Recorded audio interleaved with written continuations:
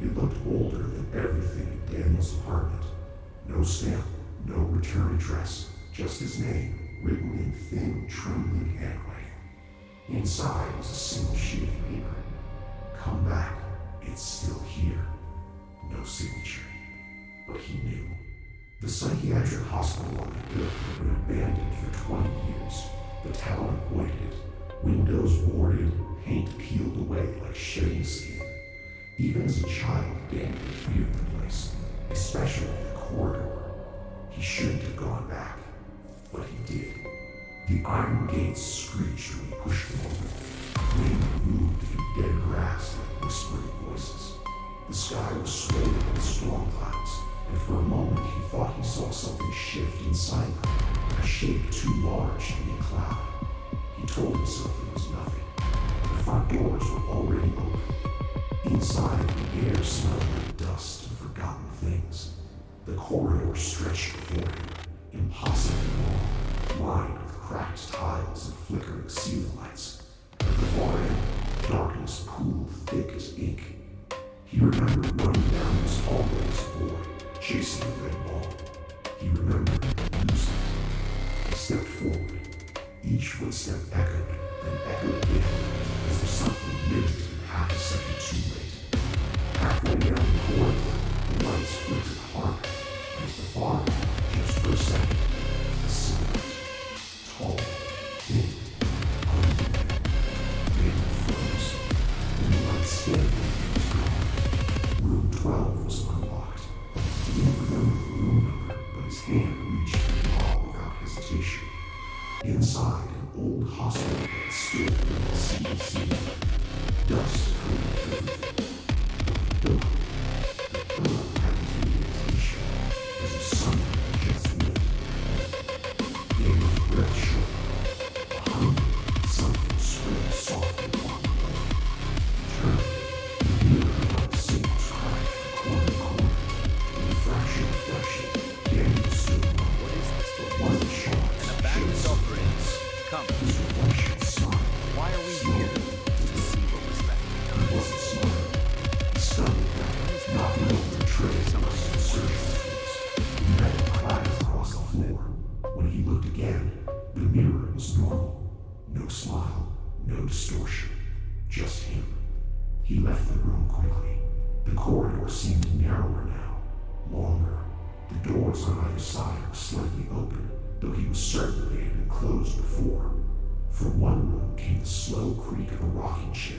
From another, the faint sound of swing chains scraping metal, though there was no playground inside this building. He passed a television sitting on a rolling stand. The screen flickered to life. Static.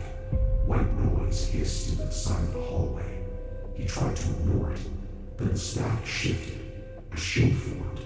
A hand pressed against the inside of the glass. He stepped back. The hand pushed outward. The screen bulged. He ran. The staircase spiraled down into darkness. The lower floor had always been sealed. As a child, he and his friends dared each other to reach the basement door. He had been the only one brave enough to touch it. And when he did, he heard knocking from the other side. He reached the bottom step. The basement door was open now. Inside, pipes lining the ceiling, dripping steadily into shallow puddles. Shadows layered over shadows, and at the far end, a well. There had never been a well in the basement, yet there it stood, stone rimmed slick with moisture. Daniel approached despite every instinct screaming to run. He peered over the edge. Darkness swallowed the light. Then, two eyes opened below, not glowing, just reflecting him. He stumbled back, heart hammering. A whisper rose from the well, layered with many voices. You dropped it. Memory hit him like a falling seed. The ball, the red rubber ball. It had rolled down the staircase. He had followed it into the basement. He had leaned over something dark. He had heard whispering, and he had pushed someone. No, he had not pushed. Had he? A boy from school. Lucas. They had dared each other. Lucas had leaned too far. Daniel had laughed. He remembered reaching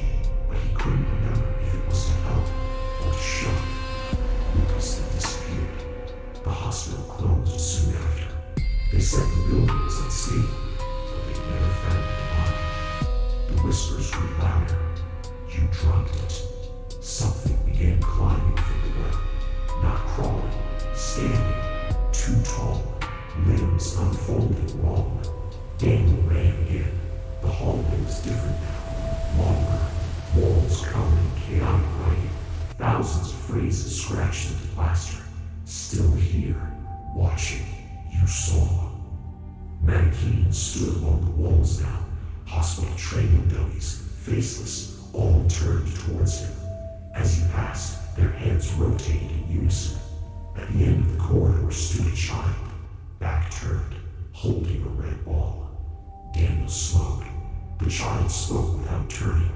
Why didn't you pull me up? Daniel's throat closed. I tried, he whispered.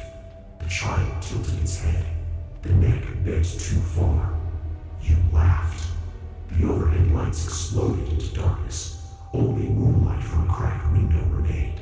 In that pale glow, the child turned.